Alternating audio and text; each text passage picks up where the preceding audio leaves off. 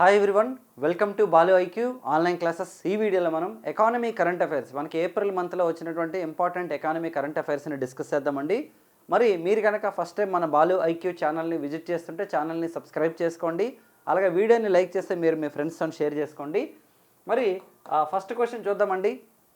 మరి షేర్ మార్కెట్లో సైబర్ ముప్పులు మరియు ఆన్లైన్ మోసాల నుంచి రిటైల్ ఇన్వెస్టర్స్ని రక్షించడం కోసం సెబీ ఇటీవల ప్రారంభించినటువంటి దేశవ్యాప్త అవగాహన ప్రచారం పేరేంటంట. అంటే సెబీ అంటే మనకి securities and exchange board of India అనమాట. వీళ్ళు ఒక అవగాహన కార్యక్రమం అంటే ఒక క్యాంపెయిన్ స్టార్ట్ చేశారనమాట. ఏవైతే మనకి ఇప్పుడు సైబర్కి సంబంధించినటువంటి మోసాలు జరుగుతున్నాయన్నమాట. ఎందుకంటే కొన్ని ప్రైవేట్ గ్రూప్స్ కానీ ఏమైనా సరే వాళ్ళు ఫామ్ అయ్యి ఏం చేస్తున్నారంటే ఎవరైతే సైబర్ నేరస్తులు ఉంటారో వాళ్ళు పబ్లిక్ నుంచి మనీ అనేది తీసుకోవడం కోసం పలానా కంపెనీ ఐపీఓలు ఇష్యూ చేసింది, ఇలాంటివన్నీ చేస్తుంటారు అనమాట. సో కాబట్టి అలాంటివి చేయకుండా, అలాగే తక్కువ టైంలో ఎక్కువ మనీ అనేది రిటర్న్స్ వస్తాయని చెప్పేసి ఎవరైనా చెప్తే కూడా నమ్మకండి అని చెప్తూ ఒక రకమైన అవగాహన కార్యక్రమాన్ని అనమాట స్టార్ట్ చేస్తుంటే దాని పేరేంటంట operation safe trade, investor Suraksha, digital Jagriti and mission Jagrook అండి. మరి ఆన్సర్ వచ్చేసి మనకి మిషన్ జాగూరక్. జాగూరక్ అంటే అర్థమేంటి, జనరల్గా మనకి ఏంటంటే అవేర్నెస్ క్రియేట్ చేయడం అనమాట. యాక్చువల్లీ అంటే జాగృతం చేయడం అంటాం కదా మనం అలాగా. మరి మనందరికీ తెలుసండి, సెబీ అనేది ఎస్టాబ్లిష్ అయింది ఎప్పుడంటే మనకి 1988లో ఎస్టాబ్లిష్ చేశారండి. షేర్వానీ కమిటీ రికమెండేషన్స్ మేరకు మనకి సెబీ అనేది స్టార్ట్ అయింది. తర్వాత 92లో మనకి సెబీకి చట్టబద్ధత కూడా కల్పించారండి. మరి సెబీ అనేది ఏంటంటే మనకి భారతదేశంలో ఏదైతే మనకి స్టాక్ మార్కెట్ యాక్టివిటీస్ ఉన్నాయో ఈ స్టాక్ మార్కెట్ యాక్టివిటీస్ని మనకి కంట్రోల్ చేస్తుంది అనమాట. సో అది వచ్చేసి మనకి ఓకే కంట్రోల్ బోర్డ్ లాగా పనిచేస్తుందన్నమాట. మనకి యాక్చువల్ అంటే రెగ్యులేటరీ అథారిటీ లాగా ఉంటుందన్నమాట మనకి స్టాక్ మార్కెట్కి ఇండియాలోని. మరి భారతదేశంలో అయితే 2 రకాల స్టాక్ ఎక్స్చేంజ్లు ఉన్నాయండి. ఒకటి వచ్చేసి మనకి బీఎస్సీ అండి, రెండోది వచ్చేసి మనకి ఎన్ఎస్సి. బీఎస్సీ ఎన్ఎస్సి అంటే ఏంటంటే మనకి బాంబే స్టాక్ ఎక్స్చేంజ్, అలాగే నెక్స్ట్ వచ్చేసి మనకి నేషనల్ స్టాక్ ఎక్స్చేంజ్ అనమాట. ఈ రెండు కూడా భారతదేశంలో ఏ కంపెనీలు టాప్లో ఉన్నాయి అంటే లేదా ఏ కంపెనీలు ప్రపంచవ్యాప్తంగా అంటే అందులో లిస్ట్ అయినటువంటి కంపెనీస్ ఏవి ఉన్నాయో ఆ కంపెనీలకు సంబంధించినటువంటి ఇండెక్స్లు అయితే రిలీజ్ చేస్తుంటాయన్నమాట. మరి బాంబే స్టాక్ ఎక్స్చేంజ్ రిలీజ్ చేసే ఇండెక్స్లు మనకి ఏమంటారంటే మనం సెన్సెక్స్ అని చెప్తారనమాట. మరి ఎన్ఎస్సి అంటే మనకి నేషనల్ స్టాక్ ఎక్స్చేంజ్ అయితే మనకి దాదాపు 50 కంపెనీలకు సంబంధించినటువంటి ఇండెక్స్ ఇస్తుందంటే దీన్ని మనం నిఫ్టీ 50 అంటారండి. నిఫ్టీ 50 అంటారండి. బీఎస్సీ అయితే మనకి 30 కంపెనీలకు సంబంధించి మనకి ఇష్యూ చేస్తుంది. చాలా చాలా ఇంపార్టెంట్. సో మనకి మిషన్ జాగూరక్ అనేది మనకి స్టార్ట్ చేశారండి. 38 సంవత్సరాలు కంప్లీట్ అయిన సందర్భంగా మనకి సెబీ. రైట్, మన నెక్స్ట్ క్వశ్చన్ చూద్దాం. నీతి ఆయోగ్ యొక్క ఉపాధ్యక్షుడిగా ఎవరు నియమించబడ్డారంట. సో నీతి ఆయోగ్ అండి మనకి national institution for transforming India అండి. It was established in the year 2015 instead of మనకి ప్లానింగ్ కమిషన్. సో మరి దీనికి ఎవరు ఉపాధ్యక్షులు అంటే అమర్త్య సేన్, అశోక్ లాహిరి, రఘురామ్ రాజన్ అండ్ ఉర్జిత్ పటేల్ అండి. అశోక్ లాహిరి అండి. సో వాస్తవానికి తీసుకుంటే మనకి నీతి ఆయోగ్కి మనకి ప్రధానమంత్రి ఎక్స్ అఫీషియో చైర్మన్గా ఉంటారండి. ప్రణాళిక సంఘానికి కూడా ఎక్స్ అఫీషియో చైర్పర్సన్గా మనకి ప్రధానమంత్రి ఉండేవారు. కానీ ప్లానింగ్ కమిషన్ ప్లేస్లో మనకి నీతి ఆయోగ్ అనమాట తీసుకొచ్చారండి. ఇదేంటంటే మనకి భారతదేశంలో కోఆపరేటివ్ ఫెడరలిజం అంటే ఏంటంటే మనకి సహకార సమాఖ్య వ్యవస్థను బలోపేతం చేసే విధంగా అంటే రాష్ట్రాలతో మంచి రిలేషన్స్ ఉండి కేంద్ర ప్రభుత్వం రాష్ట్రాలకు అవగాహన ప్రకారం అడ్మినిస్ట్రేషన్ చేయాలనే కాన్సెప్ట్తో మనకి నీతి ఆయోగ్ని ఎస్టాబ్లిష్ చేశారు. 2015 జనవరి 1 వచ్చింది మనకి అమల్లోకి. అయితే దీనికి ఒక చైర్పర్సను అలాగే ఒక డిప్యూటీ చైర్మన్, అలాగే నెక్స్ట్ వచ్చేసి మనకి సీఈఓ, మొత్తం గవర్నింగ్ కౌన్సిల్లో మనకి ముఖ్యమంత్రులు, రాష్ట్రాల ముఖ్యమంత్రులు, అలాగే కేంద్ర పాలిత ప్రాంతాలకు సంబంధించినటువంటి ఎవరైతే ముఖ్యమంత్రులు కానీ లేదంటే లెఫ్టినెంట్ గవర్నర్లు ఎవరైతే ఉంటారో వాళ్ళు అనమాట ఇందులో ఉంటారండి. సో మరి ఓకే అశోక్ లాహిరి అనమాట ప్రజెంట్ వచ్చేసి. చూడండి, వెస్ట్ బెంగాల్కి చెందినటువంటి ప్రముఖ ఆర్థికవేత్త అశోక్ లాహిరి భారత ప్రభుత్వ అత్యున్నత విధాన నిర్ణయానికి సంస్థ నీతి ఆయోగ్ ఉపాధ్యక్షులు అయ్యారనమాట. మరి ఫస్ట్ నీతి ఆయోగ్ ఉపాధ్యక్షులు ఎవరంటే మనకి అరవింద్ పనగారే గారు అనమాట. యాక్చువల్లీ ప్రజెంట్ వచ్చేసి ఆయన మనకి ఫైనాన్స్ కమిషన్ చైర్పర్సన్గా ఉన్నారండి అరవింద్ పనగారే గారు. ఈయన ఎవరు అశోక్ లాహిరి గారు గతంలో అంటే 2002 నుంచి 2007 వరకు మనకి భారత ప్రభుత్వ ముఖ్య ఆర్థిక సలహాదారు అంటే మనకి చీఫ్ ఎకనామిక్ అడ్వైజర్గా వర్క్ చేశారనమాట. అలాగే 15th ఫైనాన్స్ కమిషన్లో పూర్తి స్థాయి సభ్యునిగా కూడా పనిచేయడం జరిగింది. సో వాటి మీద అవగాహన ఉంటుంది. ఆర్థిక వనరుల పంపిణీ అనేది ఎలా ఉంటుంది అనేది మనకు తెలుసు కదా ఏంటి ఫైనాన్స్ కమిషన్లో. ఎందుకంటే ఆర్టికల్ 280 ప్రకారం భారతదేశంలో ప్రతి 5 సంవత్సరాలకు ఒకసారి ప్రెసిడెంట్ ఆఫ్ ఇండియా అనమాట ఫైనాన్స్ కమిషన్ని ఏర్పాటు చేస్తారండి. సో వాళ్ళ యొక్క ప్రధాన లక్ష్యం ఏంటంటే అంటే మనకి భారతదేశంలో వచ్చేటటువంటి ట్యాక్సెస్ ఏవైతే ఉంటాయో వాటి యొక్క పంపిణీ అనమాట. అలాగే వనరులు ఏవైతే ఉన్నాయో రీసోర్సెస్ ఏవైతే ఉన్నాయో వాటిని స్టడీ చేసి ఆ రీసోర్సెస్ని పంపిణీ చేయడంతో పాటుగా ఏవైనా సరే రాష్ట్రాలు కనుక ఆర్థిక సంక్షోభంలో ఉంటే వాళ్ళకి గ్రాంట్స్ రిలీజ్ చేయడం ఇలాంటివన్నీ కూడా మనకి ఫైనాన్స్ కమిషన్ చేస్తుంది. అందులో మనకి పూర్తికాల మెంబర్గా ఉండడం అనేది ఈయన యొక్క ఎక్స్పీరియన్స్ని తెలియజేస్తుంది.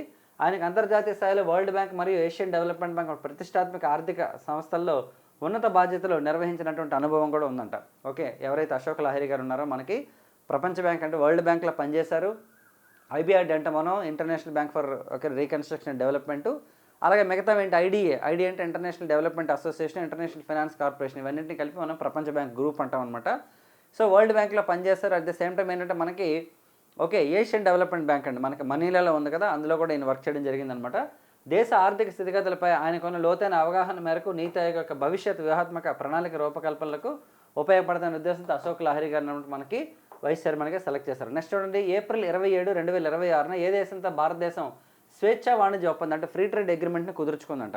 చాలా ఇంపార్టెంట్, ఇది మనకి చాలా వరకు ఆ న్యూస్లోకి వచ్చిందండి. ఇదేంటంటే 2010లో స్టార్ట్ అయింది అగ్రిమెంట్కి సంబంధించిన డిస్కషన్, మళ్ళీ 2015లో ఆగిపోయాయి డిస్కషన్స్. తర్వాత మళ్ళీ రీసెంట్గా స్టార్ట్ అయ్యి విత్ ఇన్ 9 months అంటే మనకు దాదాపు 270 నుంచి 250 నుంచి 270 డేస్లోనే వీటి మీద ఒప్పందాలు జరగడం అయింది.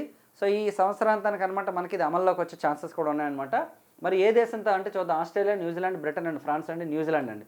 ఇటీవల తీసుకున్న మన యూరోప్తో కూడా మనకు ఒక అగ్రిమెంట్ అయింది, యూరోపియన్ యూనియన్తో కూడా, దాన్ని మనం మదర్ ఆఫ్ ఆల్ డీల్స్ అని చెప్తారు.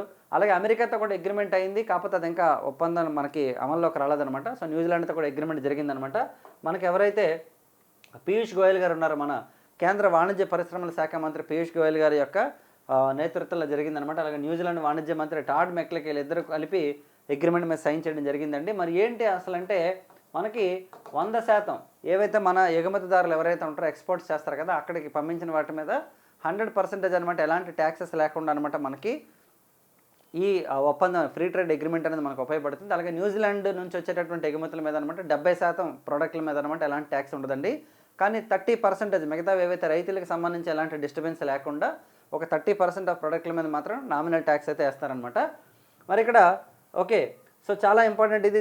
ఇది ఒక్కటే కాకుండా ఇంకా ఏంటంటే మనకి ఎవరైతే మనకి స్టూడెంట్స్ చదువుకుంటున్నారో, ఎవరైతే మనకి ఇంజనీరింగ్, మెడికల్ కాలేజ్ వాళ్ళు ఉంటారు కదా, వాళ్ళకి కూడా వీసాలు ఇవ్వడం కానీ, లేదంటే మనకి వాళ్ళు చదువుకుంటున్నప్పుడే వాళ్ళకి ఉద్యోగాలు ఇవ్వడం కానీ, లేదంటే చదువు అయిపోయిన తర్వాత అక్కడ ఉన్న ఉద్యోగ అవకాశాలకు సంబంధించి కానీ, ఇలా అన్ని రకాల అవగాహన ఒప్పందాలు ఇందులో జరిగాయి అనమాట.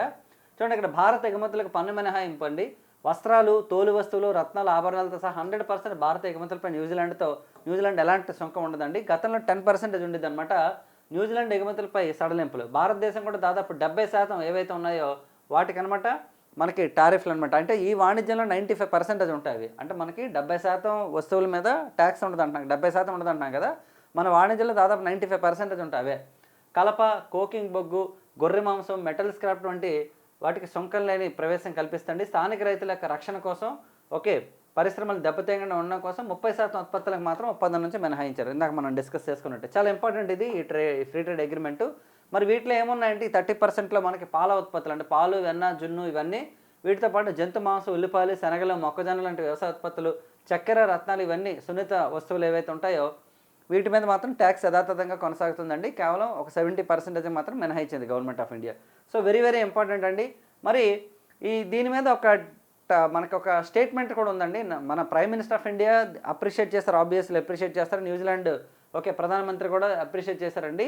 మరి మోదీ గారు ఏమన్నారంటే ఈ ఒప్పందం మన రైతులు, యువత, మహిళలు, ఎంఎస్ఎంఈలు అలాగే స్టార్టప్లకు అన్నింటికి కూడా ప్రయోజనం చేకూరుస్తున్నారండి. మరి న్యూజిలాండ్ ప్రధానమంత్రి అన్న మాట మాత్రం మేబీ ఎగ్జామ్స్లో కూడా అడిగే అవకాశం ఉందండి. న్యూజిలాండ్ ప్రధానమంత్రి ఏమంటారంటే తరంలో ఒకసారి మాత్రమే చేసుకునే ఒప్పందం అన్నారండి.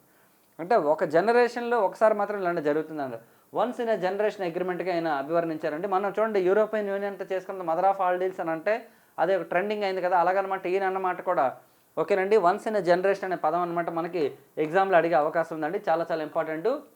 ఇటీవల ఫ్రీ ట్రేడ్ అగ్రిమెంట్కి సంబంధించి వన్స్ ఇన్ ఎ జనరేషన్ అని ఎవరు వ్యాఖ్యానించారంటే మనకి న్యూజిలాండ్ ప్రధానమంత్రి, భారత ప్రధానమంత్రి, లేదంటే మనకి పీయూష్ గోయల్ గారా, లేకపోతే ఇంకెవరన్నది మనకి అడిగే అవకాశం ఉందన్నమాట. సో డెఫినెట్గా ఇది కూడా గుర్తుపెట్టుకోండి. సో నెక్స్ట్ చూడండి, మా క్రెడిట్ రిస్క్ మేనేజ్మెంట్ని మెరుగుపరచడానికి పాత ఎన్కార్డ్ లాస్ మోడల్ స్థానంలో ఆర్బీఐ కొత్త ఫ్రేమ్వర్క్ను ప్రవేశపెట్టిందంట. చూడండి, మీరు కనుక బాలుఐకి యాప్ని డౌన్లోడ్ చేసుకోకపోతే గూగుల్ ప్లే స్టోర్లోకి వెళ్ళి డౌన్లోడ్ చేసుకోండి. ఇండియన్ ఎకానమీకి సంబంధించి మీకు ఒక కంప్లీట్ ఇన్ఫర్మేషన్ ప్రాపర్గా మీకు ఇవ్వడం జరుగుతుంది. చాలామంది ఇండియన్ ఎకానమీని కష్టంగా భావిస్తారండి, అది అంత కష్టమే కాదు. ఎందుకంటే జనరలైజ్డ్ మీరు ఇప్పుడు వింటున్నారు కదా, రెగ్యులర్గా మనం వినే అనమాట. కాకపోతే కొంచెం టెర్మినాలజీ నేర్చుకోవాలి. ఆ టెర్మినాలజీ చూసి భయపడతారండి, ఆ టెర్మినాలజీ చూసి భయపడి ఎకానమీ చదవడం మానేస్తారు. అసలు మీరు భయపడాల్సిన అవసరం లేదు. ఎకానమీ అనేది మన డైలీ లైఫ్కి సంబంధించింది. మనం పొద్దున్న లేచిన దగ్గర నుంచి రాత్రి పడుకునే వరకు మనం పెట్టిన ప్రతి ఖర్చు కూడా అలాగే మనకి ఏదైనా మనం పని చేస్తే వచ్చే ఇన్కమ్ అంతా కూడా ఎకానమీతోనే ముడిపడి ఉంటుంది కాబట్టి అసలు మీరు ఎకానమీకి సంబంధించి భయపడక్కర్లేదు. అది మన డైలీ లైఫ్ స్టైల్ అనుకుని చదవాలి మనం. అప్పుడు డెఫినెట్గా ఈజీగా వస్తుంది. నేనైతే మీకు మోస్ట్లీ థియరిటికల్ కంటెంట్ అంతా కూడా చాలా సింపుల్ వేలో మీకు విసిగించకుండా చెప్తానమాట. యాక్చువల్లీ ఎక్కువ టైం చెప్పేసి మీకు మళ్ళీ కన్ఫ్యూజ్ చేయకుండా మీకు చాలా సింపుల్గా నేను చెప్తాను. మీరు ఆ తర్వాత ఏ పుస్తకం చదివినా సరే మీకు అర్థమవుతుంది. మీరు రమేష్ సింగ్ గారి బుక్ చదివినా, లేదంటే మీరు చిరంజీవి సార్ బుక్ చదివినా సరే, ఐఎస్ఎన్ రాజు గారి బుక్ చదివినా, ఏ బుక్ చదివినా సరే మీకు అర్థమయ్యే విధంగా నేను మీకు డీటెయిల్గా ఎక్స్ప్లెయిన్ చేస్తాను. మరి క్రెడిట్ రిస్క్ మేనేజ్మెంట్ని మెరుగుపరచడానికి పాత ఎన్కర్డ్ లాస్ మోడల్ స్థానంలో ఆర్బీఐ కొత్త ఫ్రేమ్వర్క్ను ప్రవేశపెట్టింది. కొత్త ఫ్రేమ్వర్క్ని ప్రవేశపెట్టిందంట. ఇదివరకు ఏంటంటే, ఇది సింపుల్గా చెప్తాను చూడండి మీకు. ఎన్కర్డ్ లాస్ ఏంటంటే, ఒకప్పుడు బ్యాంకులు లోన్లు ఇస్తాయి కదా, బ్యాంకులు లోన్లు ఇచ్చినప్పుడు ఏం చేస్తారంటే ఎంత మనకి రిస్క్ ఉంటుందన్నది వాళ్ళు ఎస్టిమేట్ చేసుకోరనమాట. ఫస్ట్ లాస్ వచ్చిన తర్వాత ఎస్టిమేషన్ చేస్తారనమాట. సో ఆర్బీఐ ఏం చెప్పిందంటే, ఇప్పుడు అలా కాదండి, కొత్తగా చేయండి అని చెప్పిందనమాట. అదేంటి, దాని పేరేంటి అడుగుతాను ఇక్కడ. మనకి ఇదివరకు ఉండేదంటే ఎన్కర్డ్ లాస్ మోడల్ అనమాట. యాక్చువల్లీ ఇదివరకు ఏంటి, లాస్ వచ్చిన తర్వాత అంటే ఇప్పుడు ఎవరికైనా లోన్ ఇచ్చారు, ఆ లోన్ ఎగ్గొట్టారు అనుకోండి, ఎగ్జాంపుల్ వాళ్ళు ఆ లోన్ ఎగ్గొట్టిన తర్వాత అప్పుడు ఎలా మనం రికవర్ చేయలేదు, దాన్ని ఎలా మనం అధిగమించాలన్న దాని మీద వాళ్ళు డిపెండ్ అవుతారు. అప్పుడు ఆలోచిస్తారనమాట. అలా కాకుండా ముందు నుంచి ఆలోచించుకునే విధానాన్ని ఏమంటారు, expected credit loss framework, advanced risk model, prompt corrective action, non performing asset. అంటే మనకి ఫస్ట్ ఎక్స్పెక్టెడ్ క్రెడిట్ లాస్ అనమాట. సో పలానా వ్యక్తులకు ఇస్తున్నాం ఎగ్జాంపుల్, ఏదో ఒక కంపెనీకి ఒక 100 కోట్లు ఇచ్చారు. 100 కోట్లు ఇచ్చినప్పుడు ఒకవేళ మధ్యలో వీళ్ళు ఎగ్గొడితే పరిస్థితి ఏంటి అన్నదానికి ముందుగుండా ఎక్స్పెక్టెడ్ క్రెడిట్ లాస్ అనేది ముందే ఊహించుకొని చేస్తారనమాట. సో మరి ఎందుకు వస్తుంది ఈ పరిస్థితి అంటే, వాస్తవానికి తీసుకుంటే పెద్ద పెద్ద లోన్స్ కానీ ఈవెన్ మనం కూడా లోన్స్ తీసుకున్నప్పుడు ఏమవుతుందంటే, కన్సిస్టెంట్గా ఈఎంఐ కడితే పర్వాలేదండి. జనరల్గా ఏంటంటే పబ్లిక్కి మనీ ఇచ్చేటప్పుడు చాలా ప్రైవేట్ కంపెనీలు కానీ కమర్షియల్ బ్యాంక్స్ కానీ ఏం చేస్తాయంటే, మనకి అంటే ప్రైవేట్ కంపెనీలు ఎందుకు ఇస్తారంటే ఎన్బిఎఫ్సీలు ఉంటాయి, నాన్ బ్యాంకింగ్ ఫైనాన్స్ కంపెనీస్ అనమాట. వాళ్ళు ఏం చేస్తారంటే సాధారణంగా మనకి ఇన్సూరెన్స్ ఇస్తారనమాట. అంటే ఇన్సూరెన్స్ ఎవరికి, లోన్కి ఇస్తారు. మనం ఒక 2 లక్షలు 3 లక్షలు లోన్ తీసుకున్నాం అనుకోండి, ఆ లోన్లో ప్రాసెసింగ్ ఛార్జెస్ పోక ఇన్సూరెన్స్ తీసుకుంటారు అనమాట. ఒకవేళ కనుక క్యాండిడేట్ ఎవరైతే కస్టమర్ ఉన్నారో వాళ్ళకి ఏదైనా రిస్క్ జరిగి వాళ్ళు లోన్ కట్టకపోతే ఇన్సూరెన్స్ ద్వారా రికవర్ చేసుకుంటారు అనమాట. యాక్చువల్లీ అలా కాకుండా సాధారణంగా మనకి భారీగా లోన్స్ ఇచ్చేటప్పుడు ఇన్సూరెన్స్ కనుక ఒక లేకపోయినా, ఎలా ఒక జనరల్గా అయినా సరే ఇన్సూరెన్స్ ఒక లేకపోయినా సరే మనం కంటిన్యూస్గా కట్టడం మానేసాం అనుకోండి, ఎగ్జాంపుల్ అట్లీస్ట్ ఇంట్రెస్ట్ కూడా కొన్నాళ్ళ పాటు కట్టకపోతే అది నాన్ పర్ఫార్మింగ్ అసెట్ అయిపోతుంది. ఎన్పిఏ అంటారు దీన్ని. మరి ఎన్పిఏలో నాన్ పర్ఫార్మింగ్ అసెట్ అని ఎందుకన్నారు, ఇంకేదైనా పదం ఉండొచ్చు కదా అంటే, బ్యాంకులకి 2 రకాలు ఉంటాయండి. ఒకటి లోన్స్, రెండోది వచ్చేసి మనకి డిపాజిట్స్. సో డిపాజిట్స్ అనేది బ్యాంకుకి ఎప్పుడు అసెట్ కాదు. డిపాజిట్ అనేది మనకి అసెట్, ఎందుకంటే మనకి ఇంట్రెస్ట్ వస్తుంది బ్యాంక్ నుండి. ఫిక్స్డ్ డిపాజిట్ల రూపంలో, రికరింగ్ డిపాజిట్ల రూపంలో పెట్టుకుంటే మనకు డబ్బులు వస్తే ఇంట్రెస్ట్ వస్తుంది. కానీ బ్యాంక్కి ఏంటి బెనిఫిట్, మనం కట్టే ఇంట్రెస్ట్ బ్యాంక్కి బెనిఫిట్. అది హోమ్ లోన్ అవ్వచ్చు, లేదంటే పర్సనల్ లోన్ అవ్వచ్చు, ఇండస్ట్రియల్ లోన్ అవ్వచ్చు, ఏదైనా సరే ఆ రేట్ ఆఫ్ ఇంట్రెస్ట్ని బట్టే బ్యాంక్ టర్న్ ఓవర్ ఉంటుందన్నమాట. సో కాబట్టి loan is always an asset for the commercial banks అండి. మరి ఈ లోన్స్ అనేవి అసెట్ కదా, ఎప్పుడు బెనిఫిట్ గవర్నమెంట్కి, అది బ్యాంకులకి, అది పర్ఫామ్ చేసినంత కాలం, అంటే కన్సిస్టెంట్గా ఈఎంఐ కట్టినంత కాలం, పర్ఫామ్ చేసినంత కాలం అసెట్ అనమాట. ఎప్పుడైతే ఆ పర్ఫార్మెన్స్ అనేది ఆగింది అనుకోండి, దాన్ని ఏమంటారంటే ఎన్పిఏ, నాన్ పర్ఫార్మింగ్ అసెట్ అంటారు. నీ అసెట్ అంటే ఏంటి, నీకు మంత్లీ ఈఎంఐ వస్తుంది అలాంగ్ విత్ ఇంట్రెస్ట్ అండ్ మనకి ప్రిన్సిపల్ అమౌంట్తో కలిపి. ఒకవేళ ఆగిపోయింది అనుకోండి, కొన్నాళ్ళు చూస్తారు, నోటీసులు పంపిస్తారు, చేసిన తర్వాత ఏం చేస్తారంటే ఇంక వీళ్ళు కట్టరని చెప్పేసి ఎన్పిఏగా చేసేస్తారనమాట యాక్చువల్లీ. సో అలాంటి ఎన్పిఏలు అనేవి ఓకే వచ్చిన తర్వాత అప్పుడు బ్యాంక్ ఆలోచిస్తుంది కూర్చొని ఏం చేద్దాం ఇప్పుడని. కాబట్టి అలా కాకుండా ముందుగుండానే మీరు రెడీ చేసి పెట్టుకోండి. మీకు ఎంత క్రెడిట్ లాస్ రావచ్చని ముందే మీరు ఎక్స్పెక్ట్ చేయండి అని చెప్పేసి okay reserve bank of India రీసెంట్గా చెప్పిందనమాట. సో మరి ఇక్కడ చూడండి అమ్మా, ఎప్పుడు నుంచి చెప్తారంటే మనకి ఓకే ఏప్రిల్ 26లో తీసుకొచ్చారండి ఇదనమాట.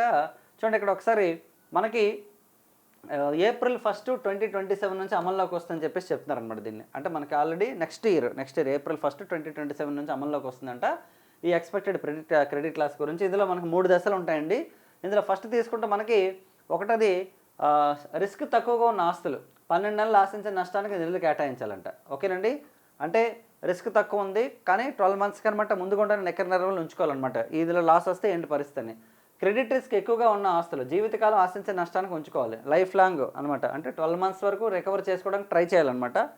కాబట్టి అప్పటి వరకు వాళ్ళు కట్టకపోయినా సరే ఆ అమౌంట్ టర్న్ ఓవర్ చేసే విధంగా ఉండాలి ఫస్ట్ దాంట్లో. రెండో దాంట్లో ఏం చెప్పారు, ఇంకా లైఫ్ టైం వీళ్ళు కట్టరు ఇంకా, సో మనం రెడీ చేసి పెట్టుకోవాలి. మూడోది అంటే క్రెడిట్ బలహీనమైన ఆస్తులు కఠినమైన నిబంధనలతో జీవితకాలం నష్టాన్ని అంచనా వేయాలి. ఓకేనండి, సో కాబట్టి లోన్ ఇచ్చేటప్పుడు ఇవన్నీ కూడా ఎస్టిమేట్ చేస్తారనమాట. సో చాలా చాలా ఇంపార్టెంట్ అండి. సో ఇది రిజర్వ్ బ్యాంక్ ఆఫ్ ఇండియా ఇచ్చినటువంటి గైడ్ లైన్స్. ఆర్బీఐ అనేది మనందరికీ తెలుసు కదా, 1934 యాక్ట్ ప్రకారం మనకు 1935లో స్టార్ట్ అయిందండి. భారతదేశంలో బ్యాంకింగ్ వ్యవస్థను అంతటినీ కూడాను మానిటర్ చేసేది ఎవరంటే మనకి reserve bank of India and it is located in Mumbai. ఇందాక చెప్పిన సెబీ కూడా మనకి ముంబైలోనే ఉందండి. స్టాక్ మార్కెట్లు కూడా మనకి ముంబైలోనే ఉన్నాయండి. సో ఆల్మోస్ట్ మనకి అన్నీ కూడా ముంబైలో ఉన్నాయన్నమాట. కాబట్టి ఏది నాబార్డ్ కూడా ముంబైలోనే ఉంది. కాబట్టి జనరల్గా ముంబైని ఏమంటారంటే మనం ఫినాన్షియల్ క్యాపిటల్ ఆఫ్ ఇండియాగా చెప్తారనమాట. సో చాలా ఇంపార్టెంట్. మరి ఇన్ఫర్మేషన్ టెక్నాలజీ క్యాపిటల్గా తీసుకుంటే మనకి ఏదంటే బెంగళూరుని చెప్తాం మనం యాక్చువల్లీ. ఓకే, అయితే ఇప్పుడు ఇన్ఫర్మేషన్ టెక్నాలజీ అనేది దేశంలో అన్ని రంగాల్లో అన్ని రాష్ట్రాల్లో కూడా ఉంటున్నది అన్నమాట బాగాను. ఇప్పుడు ఏఐ రావడం వల్ల ఇంకా పెరుగుతుంది. హైదరాబాద్లో కూడా మనకి హైటెక్ సిటీ ఏదైతే ఉందో ఐటీ రంగానికి అనమాట అద్భుతంగా ఉంది. సో కాబట్టి ఈ వీడియోలకు సంబంధించినటువంటి ఎకానమిక్ కరెంట్ అఫైర్స్ ఇన్ఫర్మేషన్ అండి. మీకు మోస్ట్లీ వీక్లీ పాలిటీ ఒకటి, ఎకానమీ ఒకటి చేయడానికి మనం రెడీగా ఉన్నాము. మీరు బాలు ఐకి యాప్ కనుక డౌన్లోడ్ చేసుకుంటే అందులో మీకు ఏపీపీఎస్సీ గ్రూప్ 2కి ఎవరైతే ప్రిపేర్ అవుతారో వాళ్ళకి సంబంధించినటువంటి ఫుల్ ఫ్లెడ్జ్డ్ కోర్స్ అవైలబుల్ ఉందండి. ప్రిలిమినరీకి ఉంది, మెయిన్స్కి ఉంది, ఫుల్ కోర్స్ అవైలబుల్ ఉంది. మీకు జస్ట్ 999కి పడుతుందనమాట 6 మంత్స్కి అది. అలాగే 1499కి వచ్చేసి మీకు 1 year వరకు ఉంటుందన్నమాట మీకు అది వ్యాలిడిటీ అనేది. మంచి కోర్స్ అది డెఫినెట్గాను. నాతో పాటు నెంబర్ ఆఫ్ ఫ్యాకల్టీస్ మీకు ఆ టీంలో ఉంటారు. సో నేను ఎక్కువ సబ్జెక్ట్స్ని డీల్ చేస్తాను. మీకు డెఫినెట్గా మంచి కంటెంట్, మంచి మెటీరియల్, మంచి టెస్ట్ సిరీస్, మంచి గైడెన్స్ ఉంటుంది అందులోని. సో మన ఛానల్ని సబ్స్క్రైబ్ చేసుకోండి. అలాగే మన యాప్ని గూగుల్ ప్లే స్టోర్ నుంచి లేదా ఈ వీడియో కింద ఇచ్చే డిస్క్రిప్షన్ ద్వారా మీరు డౌన్లోడ్ చేసుకోండి. నెక్స్ట్ వీడియోలో మళ్ళీ కలుద్దాం. Thank you so much and wish all the best.